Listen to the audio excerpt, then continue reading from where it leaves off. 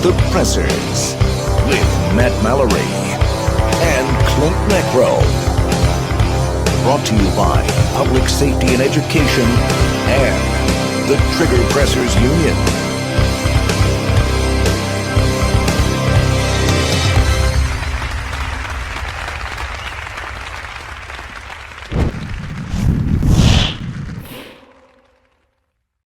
Meet the Pressers is brought to you by Mantis X. Mantis X helps shooters suck less. Next Level Training. Makers of CERT training products. Saber Red. Saber Red has been making men and women cry since 1975. Meet the Pressers is also brought to you by these fine companies, shows, and organizations. Thank you. Hey everybody, welcome to Meet the Pressers. Matt Mallory here, and we've got some very special guests. SHOT Show 2024 is where we're recording from right now, the last day. So we're all exhausted, but I am enthralled to have this powwow here and talk and reminisce, because you've both been on the show in the past, so that's going to be great. So we're going to wrap up the SHOT Show. Yeah, right. We are the official wrap up. We're going out with a bang. Send it. Right. So Colonel David Grossman and Maggie Mordaunt, CZW Maggie, are here in the house. So how are you guys doing? Oh man, we're blessed. Good. Blessed. Good. This has been so awesome. And Maggie's just a force of nature here. We've got books to Ted Nugent. My newest book on hunting. Well, we got just great people, a couple of good podcasts, and now we just wrap it all up. The icing on the cake. Yeah. Boom, Meet the Pressers.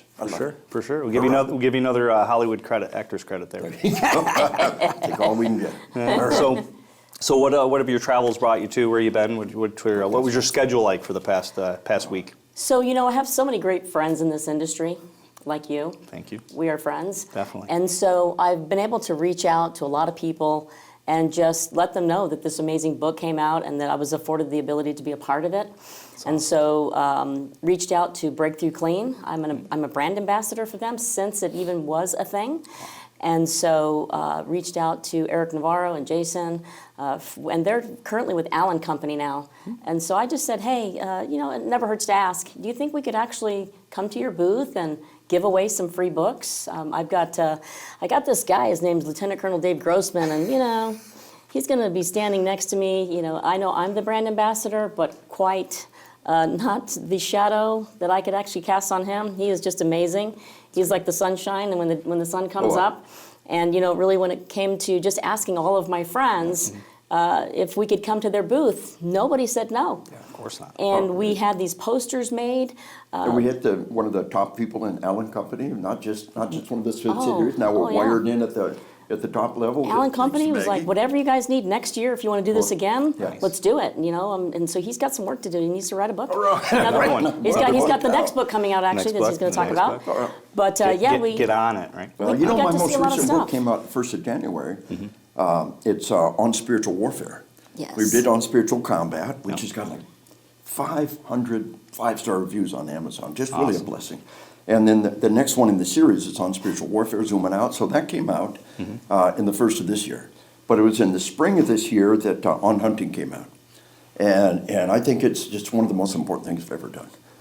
We're in a battle for the survival of our civilization. Definitely. And everybody that goes hunting becomes a believer. It's something terribly important. It's called sub-perception theory. If I buy a gun, then guns can't be evil because I'm not evil. Everybody that, we've seen concealed carry go in state after state. Every time they scream bloody murder. It'll be bloodshed. There'll be chaos in the streets. You watch. This law will come out. Not one single time. Yeah. It's a one-way ratchet. Yeah. So everybody we take hunting, we win. Because they can't believe that guns are evil. And this book is about the whole idea of hunting, what it does for us. But, let's kind of step back a step and look at the overall situation. And it's bad. Yep. Crime has exploded. Murder has exploded.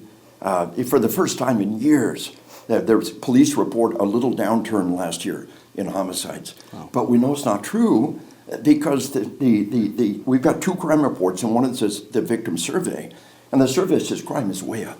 So what's happening is, look, we got record number of cops murdered in the line of duty, record number of cops shot in the line of duty.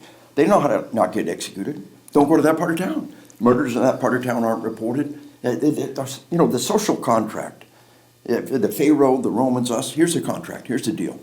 You obey the law, you pay your taxes, and we'll help keep you safe. Isn't that the deal? Yeah. If we can't keep them safe, why would they obey the law? Why would they pay their taxes? We've got whole parts of our cities that are written off. Law enforcement, recruiting is down, retention is down. They don't report as much crimes. What's the lion dogs in the media say? Oh, our crime is down. No, it's not. It's that taxation without representation, Amen. for sure. Oh, yeah. I do an academy annually, and it's always tough. I'm a director of Peace Officer Academy in upstate yes. New York, and it's always tough to get recruits. Recruiting and then is the down. quality of them, too, is maybe they're doing it for the wrong reason, et cetera. Right, It's right. definitely a One tough thing thing. we teach nationwide, I teach cops in all 50 states. Don't lower the standards. You know, the weight, the tattoos, the beards, it's no big deal, but ethical Morals and and moral ethics. standards, better no cop than a bad cop. Very true. You know, a lot of us remember LAPD, Rampart scandal, the Rampart scandal, executive summary, page 1, number 1. We probably shouldn't have hired a cop with a felony record. Pre 9/11, post Rodney King, Yeah. they were waiving felonies. Yeah. So something bad happens, no cops there, life goes on. If there's a bad cop there, bad things happen. You know, the defund the police movement starts happening, and Amen. yeah, when we see what happened with with the whole Black Lives Matter movement, and you get the riots in the streets during COVID, and then now we see happen in Israel. People are like, oh, that's never going to happen in America. But then if it happened in Israel, people needed to wake up. They need to pull their head out of their rumps. Something else to think about. I teach every class. At the fall of Afghanistan, we were in Afghanistan for 20 years. We hunted the Taliban down like dogs. We went in their caves, we went in their homes, we'll kill them wherever we found them. For 20 years, we hunted them down like dogs. And then we're left. Hey, no hard feeling, guys. And we left the Taliban in complete control of this nation. They're to train, deploy, equip. We left them with $7 billion in military equipment and burning desire for revenge. Now, the last time this happened, the Russians were in Afghanistan. They said, just wait till the stupid Russians leave. It'll be our turn. The Russians left. They followed them home. We had the Bestland school massacre. We had hospital massacres. We don't understand. It's their turn now, and they're pissed. Yeah. And they're in a culture of vengeance. And someone say, you know, we like you Americans. You're pretty good guys, but it doesn't matter because our culture says every one of us we kill, we got to kill one of yours. Infidel. And this collapse of Afghanistan is one of the greatest disasters in our history. And the media just kind of shoves it off to the side. And these people are coming at us. The borders are completely out of control.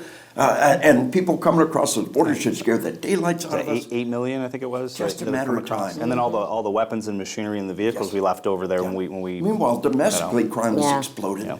In 2020, starting in May of 2020, we had the single greatest explosion of homicides we've ever seen. We saw a 30% annual increase in homicides.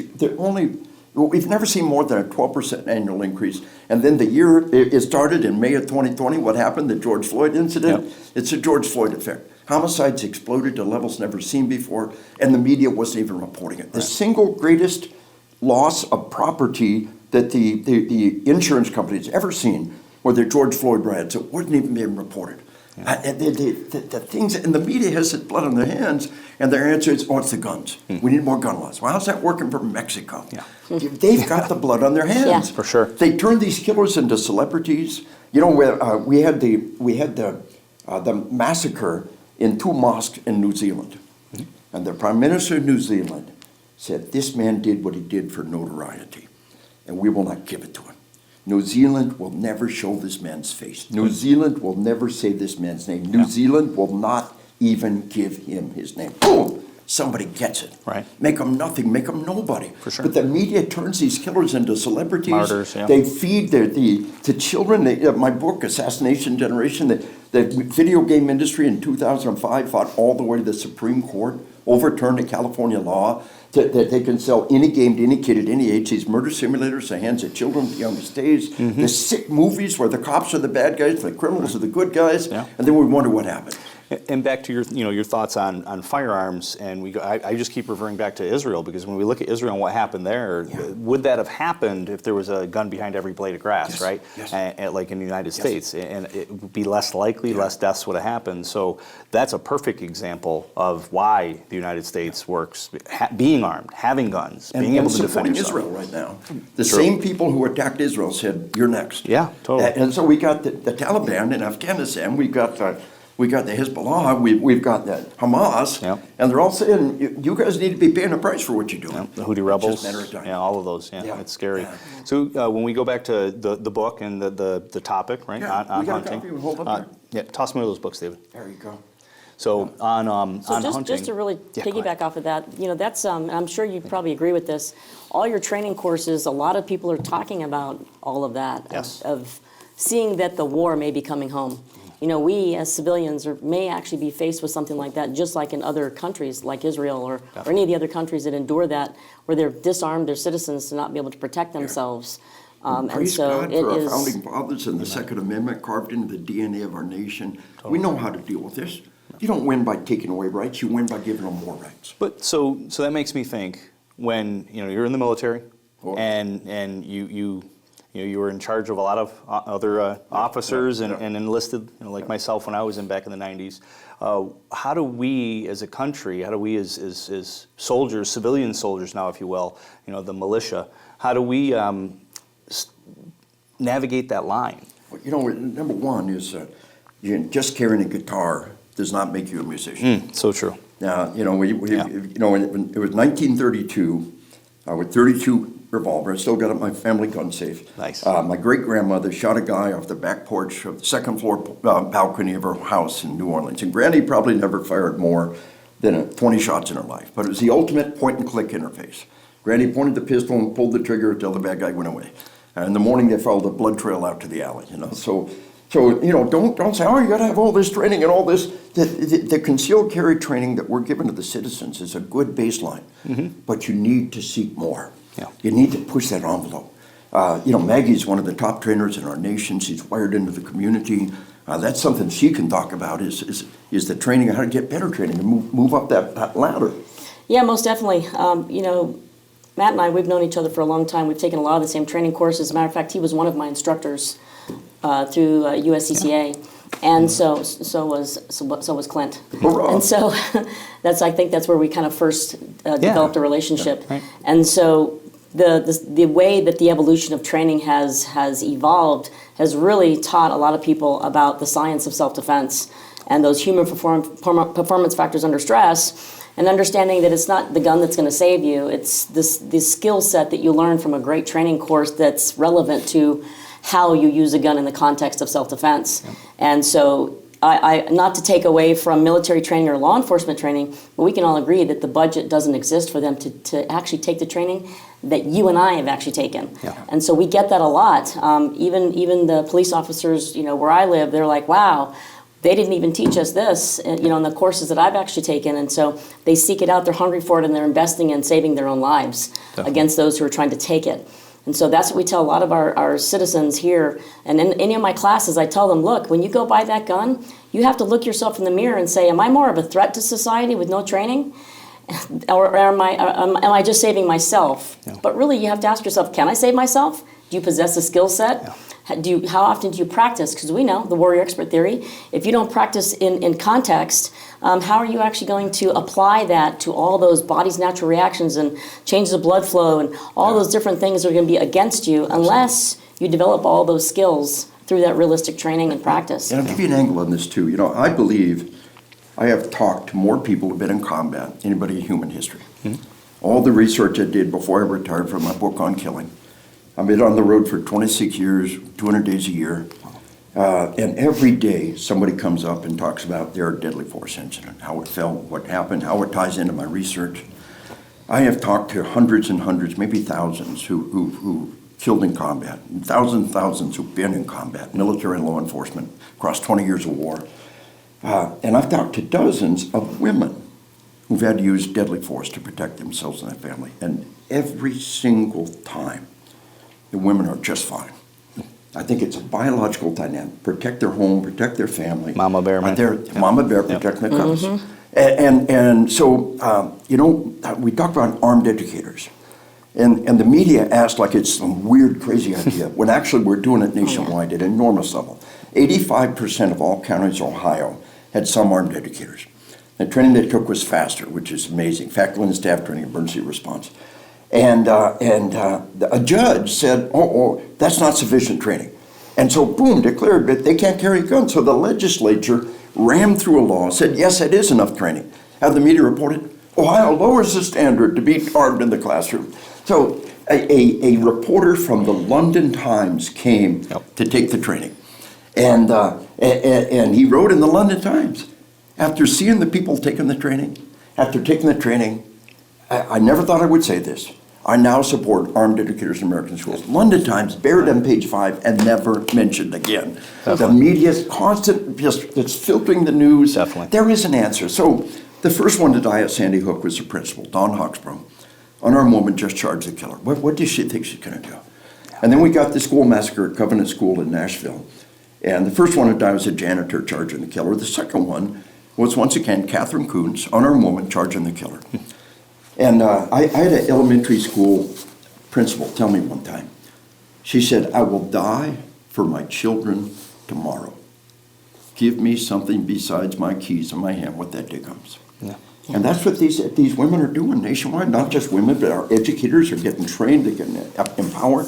But it just ties back to the book, and I talk in the book. I wrote on killing, I wrote on combat.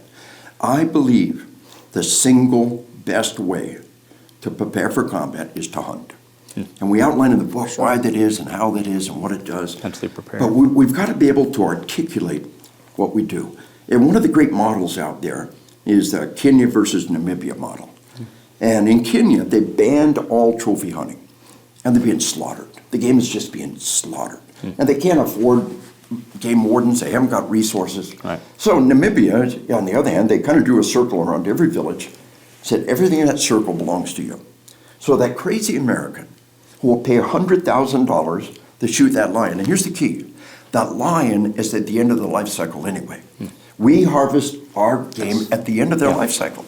And death by old age in nature is a slow, hideous, horrible death. If you're lucky enough to have a predator, he'll eat the soft bits first while you're writhing in agony. But in a half an hour or so, you'll die. But if you're lucky enough to have a predator come kill you, then the way you die is the insects and the rodents eat you alive for days. Yeah. Death by old age in nature is a slow, hideous, horrible death. Wow. A quick, ethical kill from a hunter who honors it. And then where's that money go? Yeah. Into the community. Right. And they thrive. The anti-hunting, we talk about the psychology of the anti-hunters in the book. And the anti-hunters, how much money have they invested in wilderness? How much money have they invested? Well, that's where our hunting license goes, our fishing license goes, our deer tag goes. And the fees are, I'm so jealous. Maggie and Ken just came back from a safari in Africa. South Africa. Where'd that money go? It went into their community, into their people. And the food too. Sometimes the animal gets given back to the So where we stayed, all of the food is actually distributed to all the workers who work on that ranch, as well as to the communities as well. Some of the areas where they actually need more help. But when it came to hunting in South Africa, I really got a deeper understanding of that community outreach and helping people in the community. I thought that was amazing when it came to that hunting and where that money went to as well. When it comes to, hunting and teaching, I teach for the Nevada Department of Wildlife, hunter education. Yep. So I get a lot of youth, but I also get a lot of grown-ups who come and take those training classes. And I've even had a vegan come and take the class because they wanted to learn about wildlife conservation and why we actually hunted. And they're getting that more informed information so they can better understand why we meat eaters actually eat meat. As a matter of fact, today we were at the Samsung booth doing another book signing and give away books and stuff. And so at the Samsung booth they had such a big draw of people, but a lot of them came to see us. But we had 3 people show up and we said, hey, come on over and we got a book signing. And the lady said, we're vegetarians. And I said, cool, let me educate you. Let me show you how you can actually help the community and help save animals. It does talk about that in the book, well, billions of rats and mice are exterminated around the elevators, the grain elevators every year. Oh, yeah. And if we do not do that, those rats and mice will get in the grain elevators, they will reproduce exponentially, and we will starve. In order for that vegan to have that loaf of bread, billions of rats and mice had to be exterminated around the planet. That's a depredation. That's a depredation hunt. To live is to die. I mean, to live is to kill. Your body right now is killing millions of microorganisms. When you stop killing, you die. And so it's good for our vegan, and it's good for your health, but don't think that you're not killing. Don't think you're superior. It's just the opposite. It's that, it's that thought of you don't know what you don't know. Yeah. And like with the, Rob Pincus's curriculum and USCCA's curriculum, you want to get into rote memory. So it's interesting, and you made the connection, and I didn't think of it this way. And I hunt, I don't hunt as much as I'd love to, and I like to, time, training, and such. But being able to do something like that does bring you closer to, okay, if I have to defend myself, it's not going to be so much. Now I'm pointing a gun at somebody, because in training we say don't point a gun at somebody you don't intend to shoot. Right. But now I'm pointing a gun at somebody who my life's in danger against, and if you just pause for a second, they could have the win. In the normal cycle of life, you should have killed a large portion of other species before you should have to use deadly force on your own species. Throughout history, Wow. We say in the book, if our species has been in existence for 24 hours, right until the last 6 minutes, all we did was hunt. Hunting is what we do. We have the forward set eyes for predator, we have the gripping fangs for predator, but we also have the chisel teeth of a rabbit and the grinding molars of a grass eater. We have been in the middle of the food chain. Yeah. Up until, and we talk about how in the early 1900s in India, hundreds of thousands of people were killed by tigers. Just a century ago, hundreds of thousands of people were killed by tigers.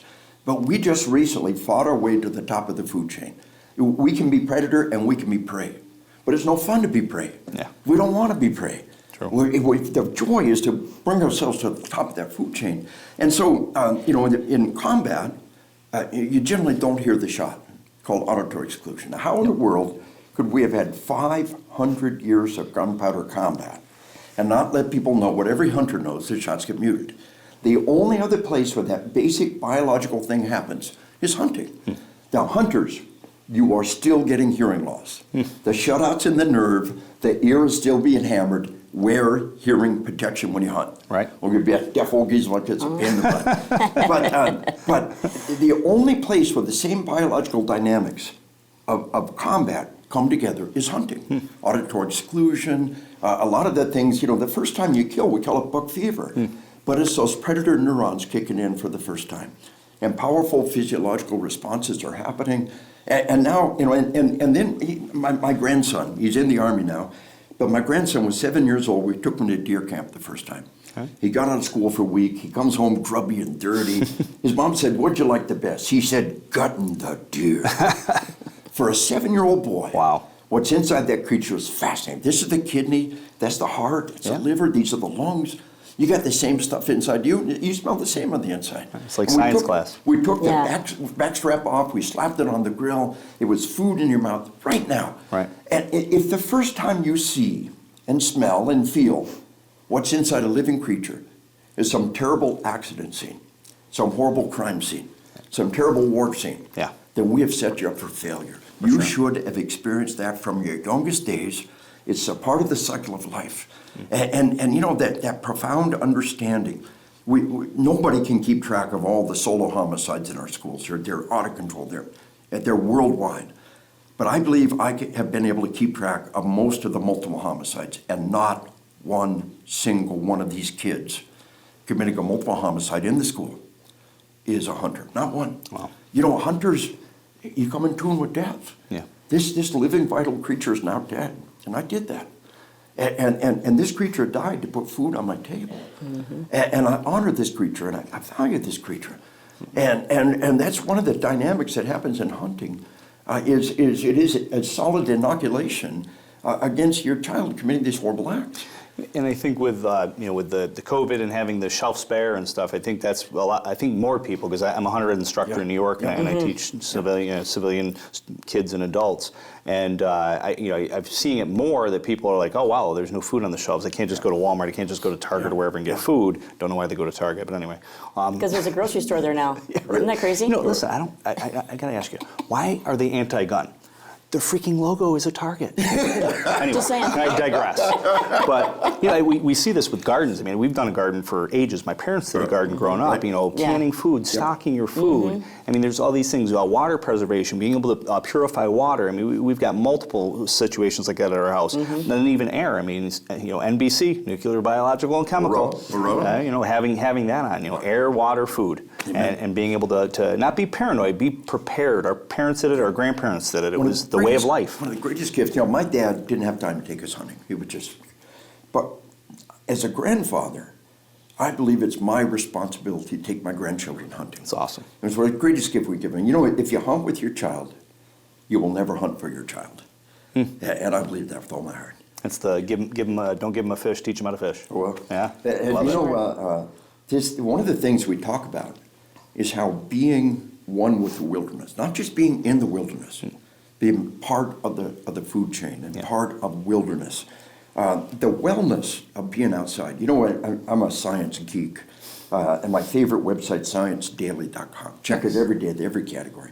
So a major study with over 100,000 Twitter feeds on what words were associated with happiness and joy and satisfaction, and it was parks. Went to the park and had the most amazing time. That's Went to awesome. the park and had so much, and the only other term equal was Christmas. The same kind of joy comes from going to the park and being outside and under the trees and doing what you do. The greatest gift you can give your kids is take them outside. Yes. Major study, all other factors filtered out. The number of trees around a school predicts the success of the school.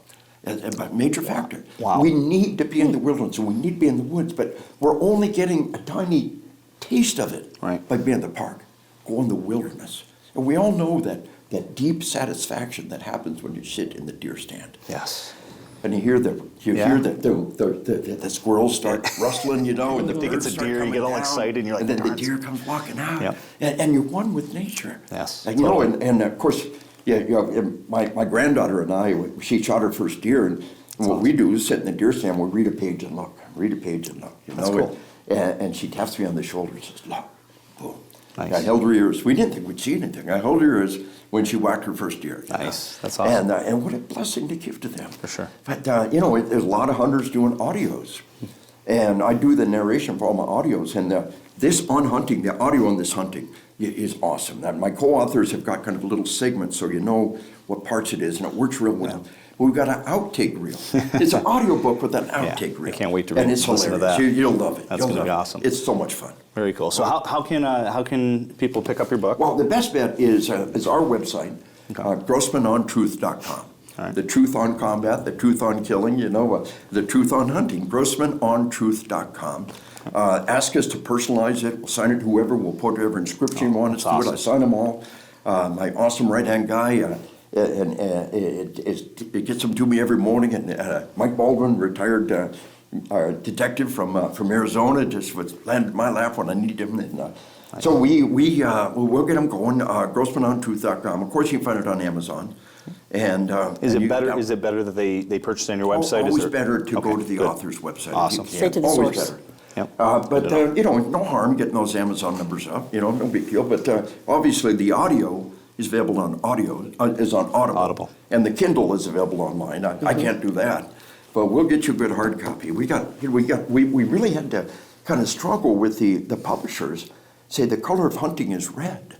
The red, the blood and the green of the woods, and I think we came up with a real And the blue and purple, Lord's color. Amen. Amen. Yeah, Amen. very true. Very true. And that brings us back to bringing the Lord into the picture, and how much the wilderness brings us in tune with God, and the bigger picture, and the cycle of life gets you to understanding that everybody's going to die. Yeah. Do I know where I'm going to go when I die?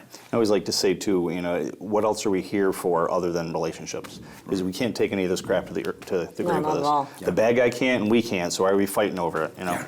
So I wanted to One of my share books is on spiritual combat. And we've really had an enormous success. We've touched so many lives with it. But another book is Bulletproof Marriage, 90-day devotional. Last I looked, like 700 five-star reviews. Sheepdog is powerful, and we're all sheepdogs. Yeah. We're all dedicated to protecting our flock. Definitely. 10 minutes a day. We thought, would anybody do that? 90 days, 10 minutes a day. We'll go to Amazon, look up the book of Bulletproof Marriage, and it's just, you can leverage your faith into your relationship. Definitely. And in the end, your job will end, your children will leave you, but your spouse is your battle buddy for life. Amen. And being able to leverage your faith, and of course, one of the things we can do is weave that into hunting together too. And again, we got Ken Ortega and Maggie, who are such a beautiful hunting pair. Some of the best times we've ever had is hunting together, and we really get to know each other better out in the field without any of the disturbances of our cell phones, because we have no cell phone service. We were able to get out there and just do life together, and because we work together, so we're always working together. Right. But it's always fun to get Now, out you there tell the story and do all those things. about how Ken proposed to you. So, Good. I remember this. so we were up in Guaymas, which is in New Mexico, which is where Ken's father is originally from, and he was taking me. We were going to go stream fishing. He was going to teach me how to use a spinner, and because I'm from Texas and I only fished in the Gulf. So, anyway, long story short, I was picking up all these little pink rocks because I wanted to put them in my garden. And I saw this one rock in the middle of the river, and I was like, wow, that's a really pretty shiny one. So I started trying to dig it out. I'm digging it out, and all of a sudden I pull it out, and I go, I got it. I got the rock, look how big it is. And he goes, oh my gosh, turn it around. I turn it around, and it's the perfect shape of a heart. Wow. And I go, oh, that's so beautiful. And I look up, and he gets on his knee, and he says, will you marry me? And I was like, oh my God. That's awesome. And I'll tell you, the first date we ever went out on, I actually told his friend, because I wasn't really looking for a relationship, I said, you need to keep that guy away from me because I'd marry him tomorrow. And then 3 months after we started dating, then that happened, and then it was we were married 7/7/07. My it was bride, an amazing time. My bride of 48 years. Wow. It was November last year that I proposed to her 50 years ago. November was Yeah. her 50th anniversary. Amen. And we were out hunting pheasant. She was with me. She didn't have a gun. I had a shotgun. We're hunting pheasant, and that was when we fell in love. We're just out there together, kicking up pheasant, shooting and talking, and the wellness. And she was 15. I was 17 when I proposed to her. We are from Arkansas. 2 years later, she married a crazy Army paratrooper. But the magic moment was out there. Yeah. She's just walking along beside me, hunting pheasant on a snowy field. And the magic moments, as we look back over time, is when you're out together, in the park, in the wilderness. Get your kids outside. I want to tell you really quickly how we actually met and how I became part of this book. To be honored with it was we were doing some personal safety detail, and I say we, my husband and I, Ken Ortega, we were in Oklahoma. We were asked to come out and be a part of his security detail only because he had some threats on his life. And so we're in the car and we're taking him back to the airport. It's a wedding of a mutual friend. Yeah, wedding of a mutual friend. Very cool. And so I officiated the wedding. he did. Wow. He did, yeah. That is awesome. Kara Gage. And so, we were headed back to the airport, and he's on the phone with Linda.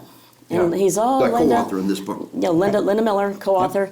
And he said, Linda, we're going to have to find somebody to write the foreword. And, hey, have you figured somebody out yet? And things like that. And they talked and stuff. I was listening. How could you not listen? Because he's right back there. And so, he hangs up the phone. And so he's asking, he's very talkative, very inquisitive, very, very social. And he's asking us, what do you guys do? And I said, well, when we have our Homeland Personal Protection, our firearms training company, but we're also pro staff members for Bass Pro Shops, Cabela's, as pro hunters. We're on their subject matter experts in hunting and wildlife survival. And he goes, hold on a second. He calls Linda Miller back, and he says, Linda, I have somebody here sitting in the car with me, and it is Maggie Mordaunt. And Linda goes, CCW Maggie? He goes, yes, the very one. He goes, she's going to write the foreword for the new book. And I look back and I go, huh? I said, sir, I'm not a prolific writer, but I'm a prolific talker. I said, so I think we could get this done. He sent me the manuscript. I read it. I just kind of tweaked it a little bit. I said, here's some things I might suggest, and then here is what I think of the book. And they fine-tuned my thoughts about the book a little bit because I have no filter. So they said, we can't put that in the book. No. And so, I said, people out there, they tend to point their fingers at us saying we're Bambi killers. Yeah. But there they go, getting their tightly, neatly packaged meat from the grocery store that's been handled by who knows who. Yeah. When we as hunters, we're going into the wild and we're getting animals who have been born, live, and love, and procreate in the wild. They've had a life. Yeah. They haven't been stuck in cattle barns. We seek the one at the end of the life cycle. For sure. We seek the biggest doe and the biggest buck and the biggest rat. For sure. And we preserve the young. It's about conservation. It's about calling the herd and making sure that the future DNA carries on. There's so many different states out there that they just go in and they slaughter these animals, like California. They don't do their scheduled burns. You have forest fires, all kinds of things, and so a lot of states, they just don't get all that hunting and what it's really truly for. But when it comes to people who don't understand it, I really think that this book is going to show them this is what you need to understand. And like those vegetarians that I talked to today, I was just like, yeah, read this book. You need this book. Please read it and tell me what you think of it. That way you can tell me with informed information as to what the reasons are why you don't believe that we should eat meat. If it's from a health perspective, maybe you have health issues, I don't know. But we do need to eat meat. It's good for us. And so I just wanted to get that perspective out there. And when I teach hunter education classes, we get kids in there, they're understanding what a gun does. They understand that they're going to go in the wild and they're going to have to kill an animal. Yeah. And so they get a better, deeper understanding about the safety with the firearm and what this firearm actually does. Really quickly, I'll tell you, I had a 14-year-old student who took my hunter education classes. He was 14 years old. He'd already been hunting a couple of years in a row already, junior hunts. He knew what guns did. Yeah. He went to go pick up his 9-year-old twin brothers to walk them home from school. 3 perpetrators broke into the house while they were home alone. They were latchkey kids. Parents weren't home yet. Wow. He actually called his dad and said, Dad, there's 3 guys that broke into the house. He says, son, go up to the safe in my bedroom, lock yourself in the closet with your brothers, and I'm going to give you the code to the safe to get your hunting rifle. Only get your hunting rifle. So he grabs his hunting rifle, he loads it, he stands ready at the door. Those guys came in, he screams to them, and there's a 911 call. You can look it up online. It was here in North Las Vegas.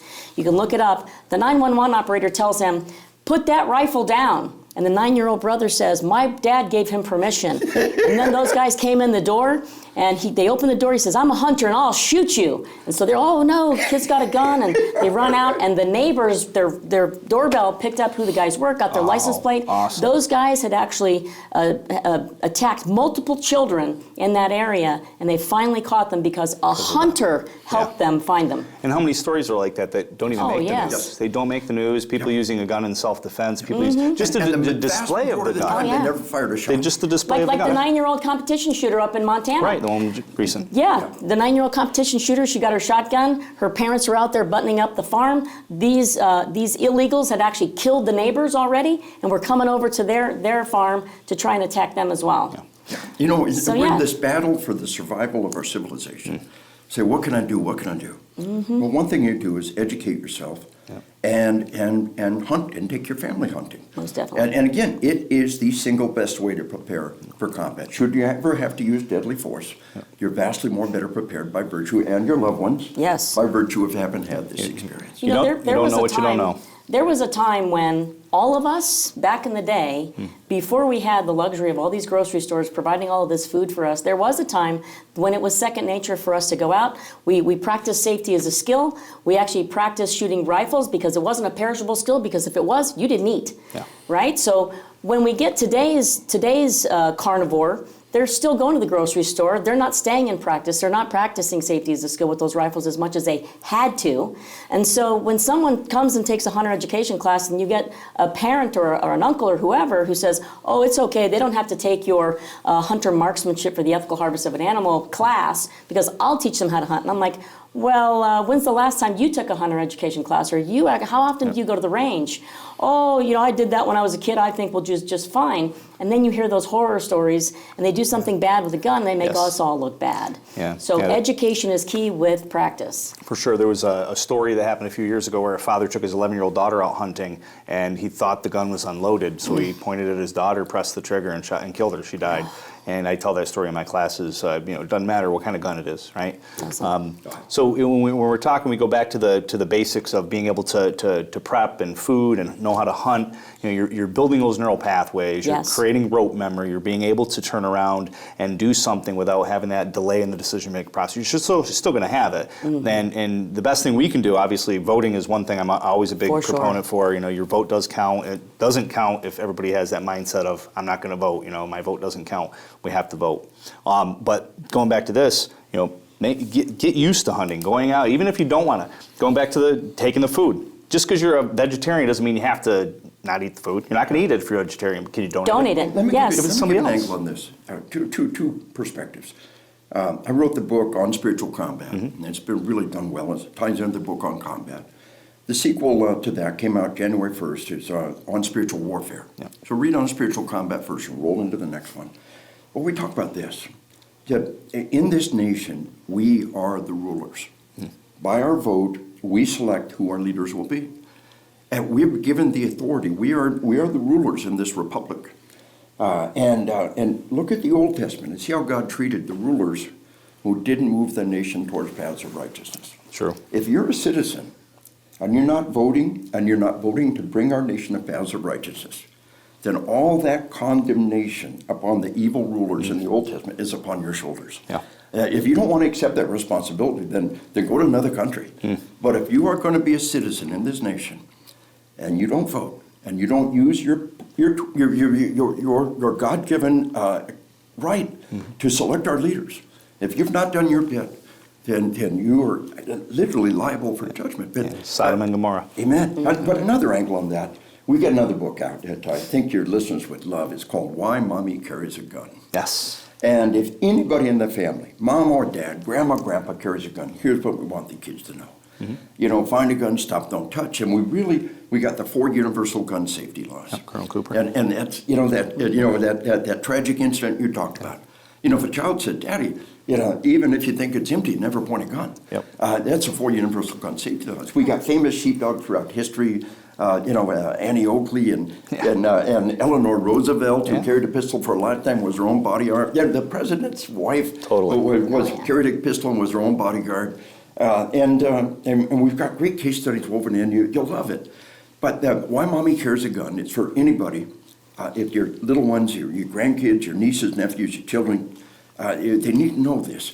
And it begins with, and we really put it right in the middle, the vital spot. The universal gun safety laws that need to be carved into our neurons as a gun-toting nation, and that allow us to do this without harming the wrong people.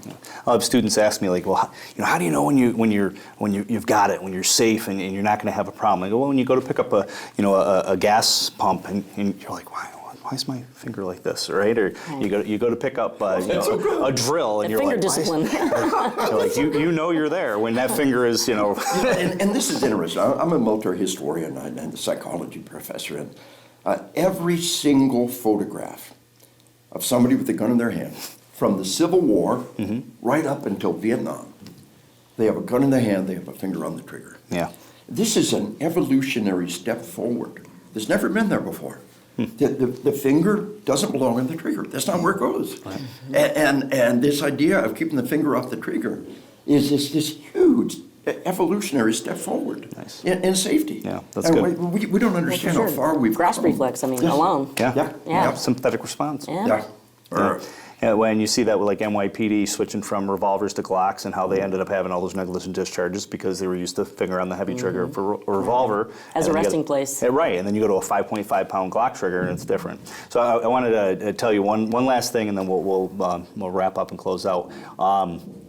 The Second Amendment has the word bear in it.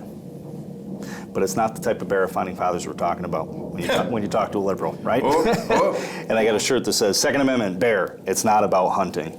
Exclamation point. So it's about protecting yourself, For sure. And it is about being able to rise up against unjust government. Yes. And the first thing that every totalitarian government does is try to take away your right to defend yourself. Totally. Now, are we children who can't be trusted?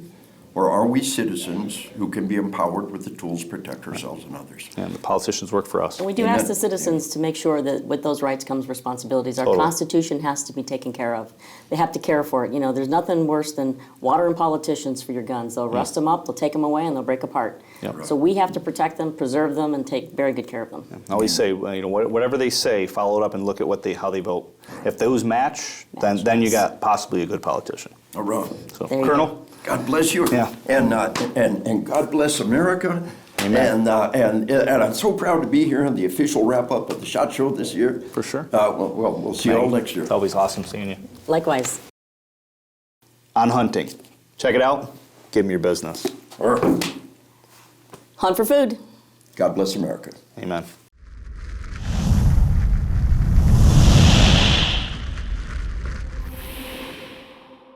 We are Meet the Pressers. I'm Matt Mallory. And I'm Clint Macro. Meet the Pressers is a safe place for trigger pressers to congregate and talk about all kinds of different things that are firearms related, defensive training, guns, gear, gadgets, political activism, and politics.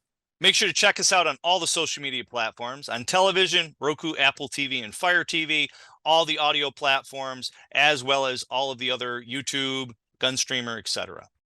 Meet the Pressers is brought to you by Mantis X. Mantis X helps shooters suck less. Next Level Training. Makers of CERT training products. Saber Red. Saber Red has been making men and women cry since 1975. Meet the Pressers is also brought to you by these fine companies, shows, and organizations. Thank you.